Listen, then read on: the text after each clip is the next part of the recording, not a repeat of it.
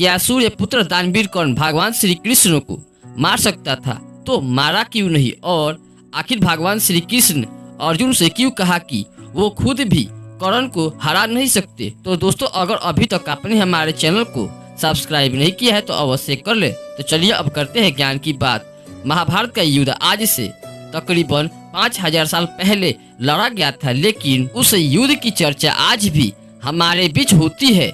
और वो भी क्यों ना, आखिरकार महाभारत हमारा इतिहास है, ना कोई काल्पनिक कहानी। जब भी महाभारत की बात आती है तो खास तौर पर भगवान श्री कृष्ण, अर्जुन, भीष्म पितामह और कर्ण, इनका जिक्र अवश्य होता है। लेकिन जब विस्तार से कर्ण की बात आती है तो विद्वानों के बीच बात विवाद शुरू हो जाती है। जैसे क्या कर्ण भगवान श्री कृष्ण को हरा सकते थे? क्या कर्ण के पास कोई ऐसा दिव्य अस्त्र था जो सुदर्शन चक्र से भी ज्यादा शक्तिशाली था? इन्हीं सब खास प्रश्नों के उत्तर हम आपको इस वीडियो में बताने वाले हैं, इसलिए वीडियो के अंत तक जरूर देखिएगा।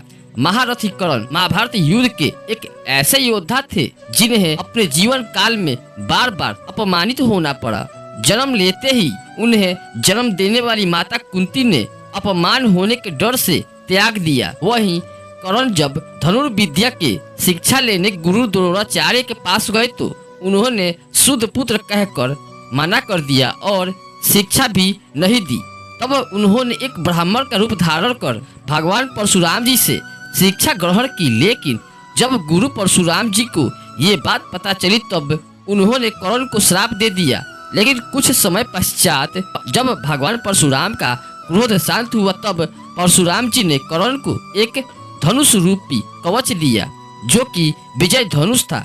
और उन्होंने कर्ण से कहा, जब तक ये धनुष तुम्हारे हाथ में रहेगी तब तक तीनों लोकों में कोई भी तुम्हें हरा नहीं पाएगा।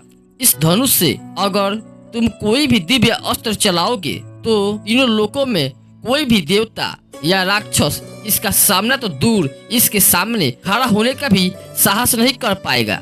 इस धनुष से तुम अपराजय हो जाओगे। आपको जानकर हैरानी होगी कि महाभारत युद्ध में जिस समय अर्जुन कर्ण का वध किया उस समय कर्ण के हाथ में विजय धनुष नहीं था। अगर उस समय उनके हाथों में विजय धनुष होता तो अर्जुन कभी भी कर्ण का वध नहीं कर पाते, क्योंकि भगवान श्री कृष्ण जानते थे कि कर्ण के पास जब तक विजय धनुष है तब तक उसको कोई भी हरा नहीं सकता।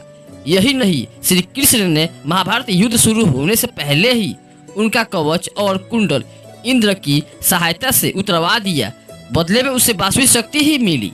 लेकिन भगवान श्री कृष्ण ने बड़ी ही चतुराई से भीम और हिडिंबा के पुत्र घटोत्कच को मैदान में शामिल करवाया, जिससे अर्जुन का वध ना हो पाए और कर्ण स्वयं उस वास्तविक शक्ति का उपयोग घटोत्कच पर कर दे।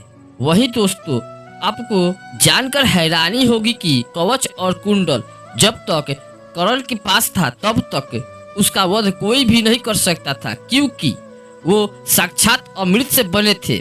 यहाँ तक कि सुदर्शन चक्र भी उनका कुछ नहीं बिगाड़ सकता था। वहीं अर्जुन का मनोबल बढ़ाने के लिए और कर्ण का वध संभव हो पाए, इसलिए भगवान श्री कृष्ण बार बार कर्ण की तारीफें भी करते थे, जिससे अर्जुन कर्ण से अपनी पूरी ताकत से लड़ पाए। वहीं अर्जुन के पास कई सारे दिव्य अस्त्र थे, लेकिन कर्ण के पास कोई भी ऐसा अस्त्र शस्त्र नहीं था जो कृष्ण भगवान का वध कर पाए। तो ऐसे में सवाल उठता है कि क्या सचमुच कर्ण कृष्ण जी को मार सकते थे? क्या उन्हें युद्ध में हरा सकते थे? इसका जवाब तो आप सब जानते ही हैं। स्वयं भगवान श्री कृष्ण को कौन हरा सकता है भला? यहाँ तक कि भागवत गीता सुनाते समय अर्जुन से भी भगवान श्री कृष्ण ने कहा था, अगर तुम युद्ध में हथियार नहीं उठाओगे तो कोई बात नहीं, क्योंकि मैं पहले ही इन सब का विनाश कर चुका हूँ। यानी भगवान श्री कृष्ण पहले ही सबको मार चुके थे। वो तो सिर्फ एक लीला थी जो साक्षात भगवान श्री कृष्ण की माया थी। तो दोस्तों, इस विषय में आपका क्या राय है हमें कमेंट बॉक्स में कमेंट करके अवश्य बताएं। अगर ये जानकारी आप सबको अच्छी लगी हो तो वीडियो को लाइक करें एंड चैनल को सब्सक्राइब करें, क्योंकि आपको ऐसा वीडियो हमेशा मिलता ही रहेगा। धन्यवाद।